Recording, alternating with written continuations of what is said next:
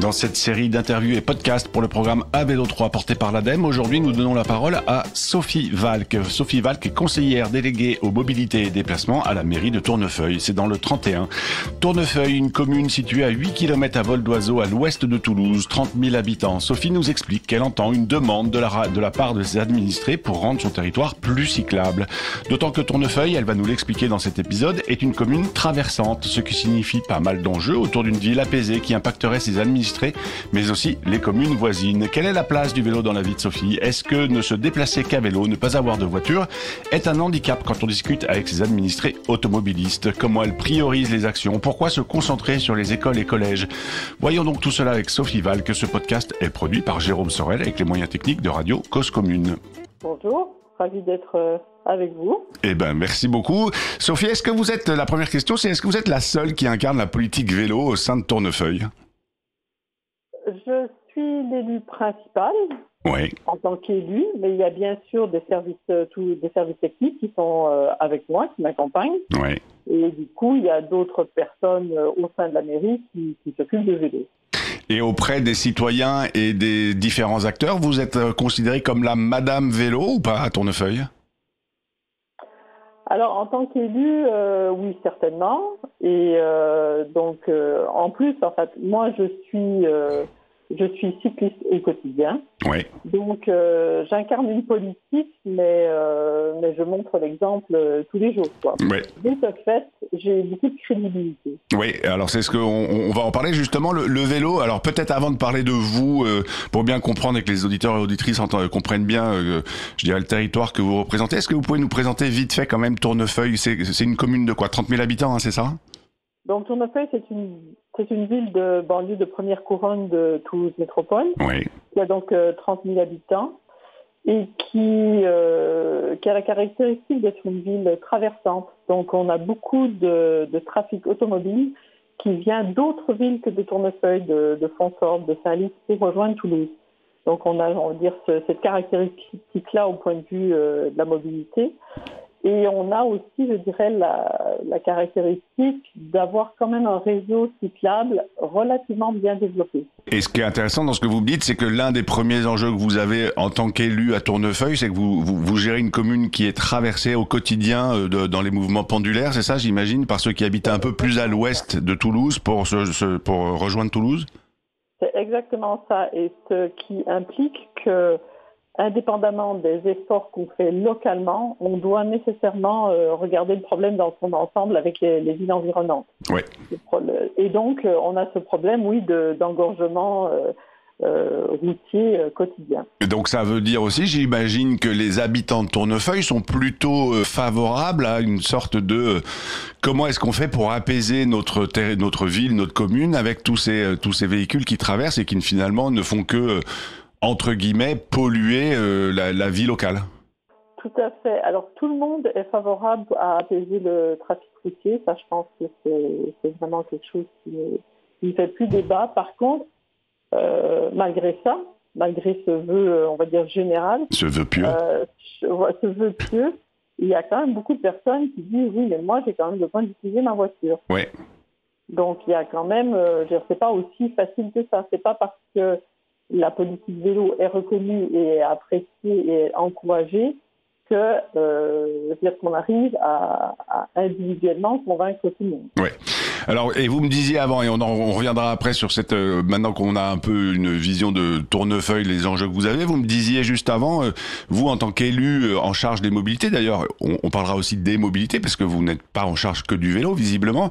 Vous êtes une élue qui pédale et vous pédalez au quotidien. Le vélo, pour vous, c'est quoi, Sophie ? Alors, le vélo, pour moi, c'est tous mes déplacements, et c'est mes loisirs, et c'est mes vacances. Donc, c'est 365 jours par an. Donc, je n'ai pas de voiture. Oui. Je me déplace au quotidien à vélo. Je fais aussi du vélo sportif. Ça m'arrive de faire quelques cités sportives, là, comme l'Ariégeoise il y a 2 semaines. Oui. Et quand je pars en vacances, très, très souvent, c'est en voyage à vélo avec la tente et ce qu'il faut pour se déplacer, et avec la liberté totale que le vélo et l'équipement de camping apportent. Alors, c'est intéressant parce que ça veut dire donc que vous pédalez tous les jours et tout type de pratique, donc aussi bien pour faire du sport, comme vous venez de le dire, l'ariégeoise, ou en cyclotourisme pour voyager, ou au quotidien. Vous êtes tombée dedans petite dans le vélo? Dans mon village, moi j'ai grandi au Québec. Mon village, j'ai toujours utilisé le vélo au quotidien pour mes déplacements, enfin pour aller à la plage, pour aller voir mes amis. Oui. Donc j'ai toujours fait ça depuis toute petite. Et puis très vite, oui, je me suis mise à utiliser le vélo, même en grandissant pour mes déplacements quand j'étais à l'université. Donc ça m'a semblé assez naturel comme moyen de déplacement. Donc, j'avais pas tout à fait la patience pour utiliser les transports en commun. Oui. Et puis, j'ai toujours été, on va dire, été élevée avec une fibre écologique.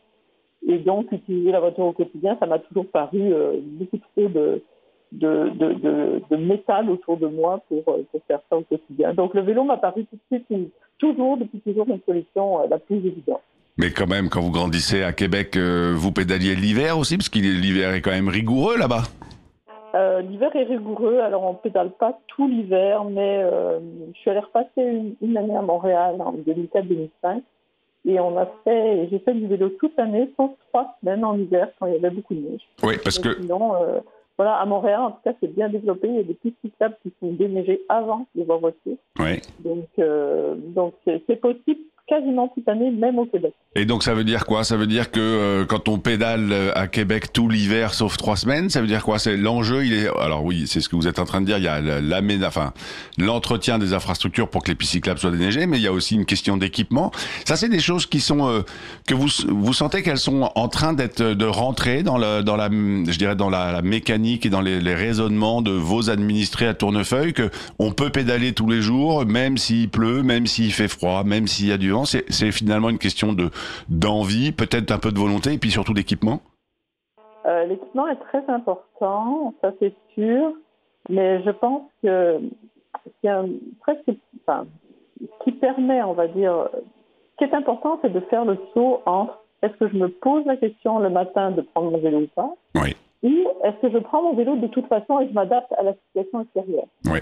Donc, si on a un bon équipement, on va pouvoir plus naturellement, même ne pas se poser la question le matin si je prends mon vélo ou pas. Oui. C'est le moyen par défaut et je m'adapte. Et ça, il y a de plus en plus de gens qui le font, mais je pense que ça reste quand même un frein. Donc, il faut effectivement expliquer aux gens que s'ils ont un bon équipement, eh bien, ils peuvent se permettre, sans trop se poser de questions, de dire j'utilise mes vélos tout le temps. Est-ce que moi je trouve ça très intéressant ce que vous êtes en train de dire, le fait de se poser la question le matin, quel est le moyen de transport que je vais utiliser, et puis que le vélo soit de plus en plus une option possible, et puis finalement une option quasiment quotidienne. Est-ce que c'est cette vision-là que vous portez au quotidien quand vous quand vous portez cette politique cyclable à Tournefeuille, de se dire je voudrais que les 30 000 habitants de la ville, de la commune, puissent se poser la question tous les matins, je peux prendre mon vélo, et après c'est une question de j'ai envie, j'ai pas envie, j'ai trop de contraintes aujourd'hui, etc. Mais c'est que cette question se soit posée tous les matins dans tous les foyers? Alors que la question soit posée, oui. Par contre, c'est bien clair pour moi que tout le monde n'a pas la possibilité d'utiliser son vélo tous les jours. Oui. Il y a des gens qui habitent plus loin, il y a des gens qui ont des enfants à transporter, il y a des gens qui ont des horaires compliqués. Oui. Et ça, c'est quelque chose que je respecte tout à fait. Oui. Donc, il ne faut pas croire que je dis aussi d'une façon simpliste, tout le monde n'a qu'à prendre son vélo tous les jours et la question sera réglée. Oui. C'est pas du tout le cas.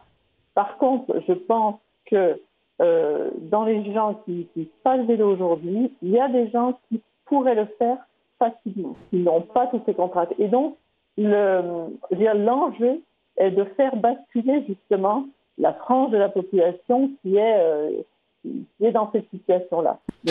Et du coup, l'idée, c'est aussi, je pense qu'il y aura toujours des gens qui devront se déplacer en voiture pour des raisons, que ce soit d'organisation ou physique. Et ça, justement, l'idée, c'est que du coup, s'il y a plus de gens qui se déplacent en vélo, la voirie sera moins engorgée et du coup, les gens qui sont obligés, malheureusement pour eux, d'utiliser la voiture, eh bien, ils pourront le faire de façon facilement, de façon agréable, quoi. Ouais. Sans être toujours dans le bouchon. Donc, il faut pas, on veut dire pousser la caricature à dire, il n'y a que dire aux gens que tout le monde utilise son vélo tous les jours. Ça, c'est un discours qui ne porte pas du tout. Ouais. Donc, c'est vraiment en adaptant aux possibilités des gens. Il y a des gens pour qui c'est possible et c'est ceux-là qu'on va aller chercher. Oui, évidemment. Vous me disiez tout à l'heure que vous n'avez pas de voiture. Et que vous faites tous vos déplacements à vélo et que le vélo c'est votre quotidien. Est-ce que finalement, alors évidemment que c'est intéressant parce que ça veut dire que vous montrez l'exemple, mais est-ce que c'est un argument qu'on peut utiliser contre vous en disant mais vous, Sophie, vous pouvez pas comprendre, vous n'avez pas de voiture, vous n'utilisez pas la voiture, donc nos enjeux d'automobilistes, vous ne pouvez pas les comprendre. Je ne pense pas. Je ne pense pas parce que je pense que tout le monde est d'accord sur le constat à Tournefeuille et ailleurs, qu'il y a trop de bouchons, qu'il y a trop d'engorgement routier.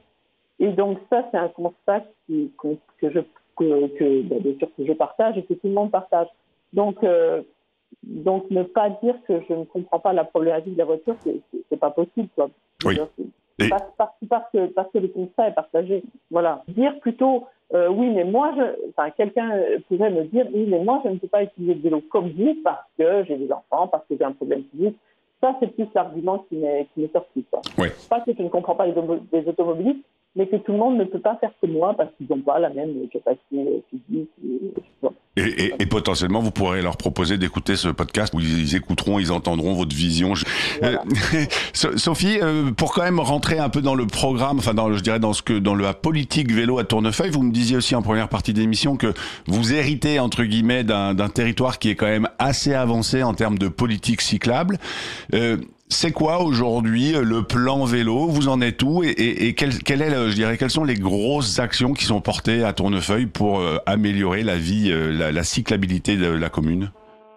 Alors, au début du mandat, on avait environ 60 km de voies où les vélos peuvent circuler facilement. Donc, que ce soit des aménagements dédiés, des pistes cyclables, des bandes cyclables ou des chemins goudronnés ou pas.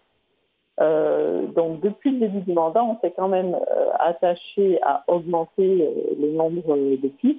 Oui. Donc, on a réalisé, on avait environ 60 km, on a réalisé environ 5 km niveau d'aménagement dédié. Oui. Et on a rénové environ 6 km. Donc, c'est quand même un pourcentage non négligeable. Donc, la politique, c'est toujours d'augmenter les aménagements cyclables et piétons d'ailleurs pour que les cyclistes puissent se déplacer en sécurité. Donc ça, c'est un axe très fort. Et on le montre par le nombre de kilomètres réalisés. Et le nombre de kilomètres réalisés, parce qu'on pourrait dire il n'y a que 5 ou 10 kilomètres qui ont été réalisés, c'est surtout aussi là où vous avez fait des liaisons, là où il y avait des ruptures de pistes cyclables pour aller du point A au point B, il n'y a aucun moment qui ne soit pas protégé? Alors oui, 5 ou 6 kilomètres, ça fait quand même 10%. Oui, bien sûr. C'est pas non plus rien du tout. Et donc, on s'attache à résoudre, bien sûr, les discontinuités principales, mais on a aussi fait un gros effort sur tout ce qui est aménagement autour des écoles. Oui. Donc, en fait, avec un comité participatif sur la mobilité qui rassemble donc les élus, les services techniques et les associations, on a monté un dossier autour de chaque groupe scolaire en repérant donc les points noirs principaux. On a fait remonter à Toulouse Métropole parce que c'est Toulouse Métropole qui a la charge de la voirie et la compétence voirie. Par contre, Toulouse Métropole accorde une enveloppe de 2,2 millions d'euros par année. Oui. Et donc, c'est la commune qui décide comment dépenser ces 2,2 millions. Donc, dans ces 2,2 millions d'euros, des travaux importants qui ont été faits durant le mandat, c'était à chaque fois aux abords de chaque groupe scolaire. Donc ça a été vraiment un gros focus pour que les enfants puissent rejoindre leur école en sécurité. Et ça, dans les faits, concrètement, vous le voyez, les élèves vont plus souvent ou sont déposés à l'école à vélo ça augmente? Je peux pas dire si ça augmente en tant que tel, mais en tout cas, ce qu'on observe, c'est sûr, c'est qu'il y a beaucoup d'enfants qui vont à vélo à l'école à Tournefeuille. Ouais. Et puis, Ça, c'est sûr. Et on a une opération qui s'appelle Allons-y à vélo, donc oui. une opération qui est lancée par l'association Depuis deux roues et qui encourage les gens à aller à vélo au travail ou à l'école. Et donc, chaque année, c'est fait dans les écoles et on observe des pourcentages de vélos au cours de ces 2 semaines qui vont de l'ordre jusqu'à 80, 85, 90% des élèves qui sont venus à vélo durant ces semaines-là. Donc la politique vélo de Tournefeuille fonctionne. En tout cas, les enfants vont à l'école à vélo à Tournefeuille. Oui, et après, de toute façon, il y a aussi un temps long de changement d'habitude. Et ce qui est sûr, c'est que en faisant ça, vous rassurez les parents qui se disent, tiens, les enfants peuvent y aller à vélo. Et après, c'est une question d'habitude qui s'installe. Certainement. Alors, habituer l'enfant dès le plus jeune âge à aller à vélo, ça veut dire qu'il va garder probablement cette habitude-là. Et en plus, un autre gros argument, c'est que du coup, le parent peut accompagner son enfant à vélo à l'école et lui continuer au boulot à vélo. Ouais. Donc ça, c'est super important comme moyen de développer le vélo au quotidien pour tout le monde, les enfants et les parents. Oui, et c'est aujourd'hui, je me rends pas compte, donc vous disiez vous êtes à 8-10 km de Toulouse, que vous êtes une commune traversante. Est-ce que aujourd'hui, de Tournefeuille-Toulouse, c'est des itinéraires qui sont à vélo, protégés, faciles à parcourir ou pas? Honnêtement, là, non. Non. Je dirais que il y a des discontinuités en périphérie de la commune. Oui. Ça, c'est identifié et on travaille dessus. Et une façon de travailler dessus, c'est de développer les réseaux express vélo. Oui. Donc là, il y a eu un gros budget de Toulouse Métropole, plus de 100 millions d'euros qui a été accordé durant le mandat pour développer les réseaux express vélo. À Tournefeuille, nous en avons 2 principaux et un qui est en bordure. Donc, on a un rêve qui fait qui traverse deux traversantes, qui vont être développées. Et donc, on compte beaucoup là-dessus, sur le développement des réseaux express vélo, justement pour faciliter vraiment les trajets, des déplacements rapides et sécurisés de Tournefeuille vers Toulouse Métropole et aussi radialement. Oui. Et après, de toute façon, là-dessus, c'est ce que vous êtes en train de me dire, c'est que vous n'avez pas vraiment la main puisque c'est la Toulouse Métropole qui gère et qui coordonne et qui décide finalement de ce qu'ils peuvent faire ou ne pas faire. Vous, à Tournefeuille, le programme vélo que vous portez, alors on est mis en relation via le programme de Avélo 3 de l'ADEME. Vous êtes accompagné par Avélo 3 pour mettre en place des opérations? Oui, alors on a développé un projet à Vélo 3, donc qui représente un budget total de 60 000 euros, subventionné à 50% par l'ADEME. Donc on a reçu 30 000 euros de l'ADEME pour développer ce projet. Donc il y a 3 volets au projet. Le premier, c'est une étude sur les freins, pourquoi les gens n'utilisent pas le vélo. Le deuxième axe, c'est les services. Ouais. Donc là, on va ouvrir un espace vélo qui va proposer de la location de vélos longue durée à partir de la rentrée, une demi-journée par semaine. Il y aura d'autres animations dans ce nouvel espace vélo qu'on va développer, qu'on ouvre à Tournefeuille à partir de la rentrée. Et le troisième axe, c'est d'autres accompagnements, d'autres animations, comme ce qu'on fait lors de la fête de la nature. Okay. Donc, on bénéficie de 30 000 euros là, de l'ADEME pour développer notre politique vélo à Tournefeuille. Qui permet... Voilà. La mairie en met autant. Oui. Donc les 30 kilos euros, c'est ça. Mais la subvention de 50% de l'ADEME permet de rassurer, entre guillemets, j'imagine, la mairie, puis de te dire, puisqu'il y a cette subvention, ce programme-là, on le met en place. Tout à fait. Ouais. Ça a été l'argument pour, malgré les coupes budgétaires nombreuses, de maintenir ce programme. Sophie, donc on va rentrer en phase d'élection municipale pour mai 2026. Que ce soit vous ou une autre personne, qu'aimeriez-vous qui soit porté haut à propos de vélo à Tournefeuille sur le prochain mandat? Donc certainement, on va dire, stabiliser, confirmer le développement de cet espace vélo. Donc c'est pour l'instant pas une maison du vélo proprement dit, mais on tend vers ça. Donc ça, ce serait vraiment très très bien qu'on arrive à stabiliser, on va dire, cet espace. Oui. Et puis, du point de vue plus pratique, c'est un peu ce dont on a parlé tout à l'heure, c'est de résorber les principales discontinuités entre Tournefeuille et les communes principales, et les communes environnantes, dont principalement la discontinuité vers Toulouse. Vers Toulouse, mais aussi vers Colomiers et vers Airbus. Donc il y a quand même un point difficile là. Et donc ça, c'est vraiment la discontinuité qui est identifiée d'ailleurs par les associations locales, qu'on voudrait pouvoir résorber dans le mandat. Donc l'espace vélo, cette discontinuité principale-là, et puis donc ce dont on discutait aussi, le développement, la finalisation des réseaux espace vélo vers Toulouse. Voilà, il va falloir faire campagne dans ce sens-là, ou en tout cas promouvoir ce programme-là. Merci beaucoup Sophie Valk d'être venue au micro. Cette discussion est terminée. Comme le dit Sophie Valk, le vélo, pour elle, c'est au quotidien. Quelques week-ends sportifs pour participer à des épreuves de cyclotourisme. C'est aussi du vélotourisme pendant ses vacances. Cette présence du vélo n'est pas synonyme d'œillère dans la politique qu'elle porte. Une grande partie de son action autour du vélo, c'est de faire en sorte que le vélo puisse devenir un choix possible de la part de ses administrés. Et bien entendu, elle est consciente que chaque citoyen a ses contraintes, des trajets chaînés, que le vélo ne peut pas être le choix systématique. D'autres interviews sont disponibles à l'écoute pour parfaire votre culture politique cyclable. Ce programme est porté par l'ADEME pour le programme ABELO 3. Il est produit par Jérôme Sorel avec les moyens techniques de Radio Cause Commune.